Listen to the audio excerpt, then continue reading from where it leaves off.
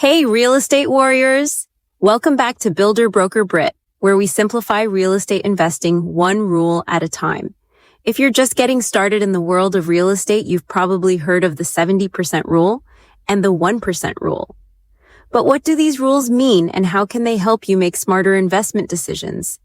Stick around because today we're breaking it all down so you can invest with confidence and avoid those rookie mistakes. Let's kick things off with the 70% rule. This is a rule of thumb that real estate investors use to determine the maximum price they should pay for a property. It's particularly useful when you're looking at properties that need some work. Think fixer-uppers. The idea here is to ensure you have enough cushion to cover your costs and still make a profit when you sell. 70% rule equals ARV multiple times 70% minus repair costs. The formula is pretty straightforward. You take the after repair value, or ARV, of the property. This is the amount you expect to sell the property for once all the repairs are done. Then you multiply that by 70%. Finally, you subtract the estimated repair costs. What you're left with is the maximum amount you should be willing to pay for that property.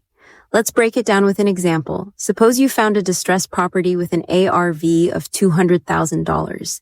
You estimate that it'll cost around $40,000 to bring the house up to market standards. According to the 70% rule, you should multiply $200,000 by 70%, which gives you $140,000. Then subtract your $40,000 in repair costs, and you're left with $100,000. That's the maximum you should offer for the property if you want to stay on the safe side and ensure a profit. Now, you might be wondering, why 70%? Well, that 30% buffer is designed to cover your closing costs, holding costs, and give you a profit margin. Real estate can be unpredictable, and having that cushion helps protect you from unexpected expenses or market fluctuations. It's not a hard and fast rule, but it's a good starting point, especially for beginners.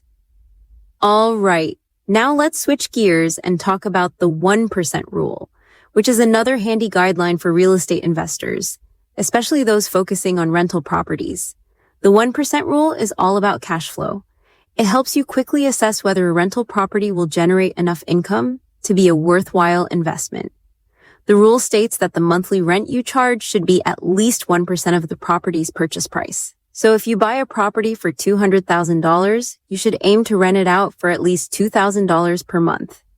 Here's how it works in practice. Say you're looking at a property that's priced at $150,000.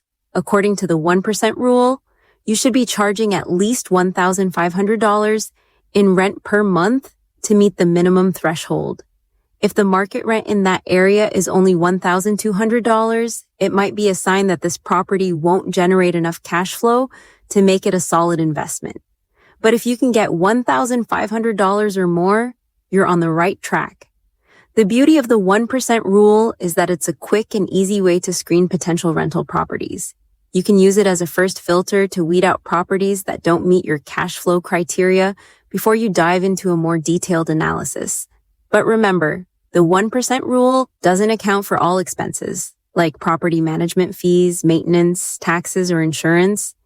It's a rough guideline, so make sure you follow up with a deeper dive into the numbers. Let's quickly touch on the pros and cons of these two rules. The pros? Both the 70% rule and the 1% rule are great for giving you a quick read on a property. They're easy to use, even for beginners, and they help you make faster decisions in a competitive market. Plus, they're grounded in tried and true principles that many successful investors swear by. On the flip side, these rules are just guidelines. The 70% rule doesn't factor in every possible cost or unexpected repair, and the 1% rule doesn't cover the full spectrum of operating expenses. They're starting points, not the end-all be-all of investment analysis. So while they're helpful, don't rely on them exclusively. Always dig deeper to get the full picture.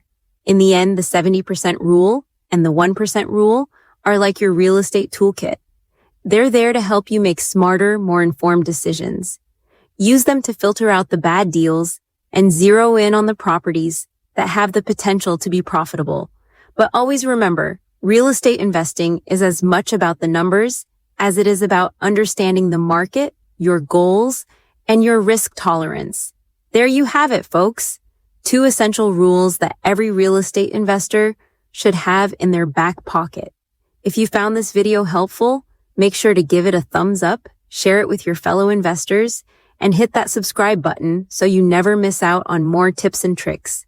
Got any questions about the 70% rule or the 1% rule? Drop them in the comments below. I'd love to hear from you. And as always, happy investing.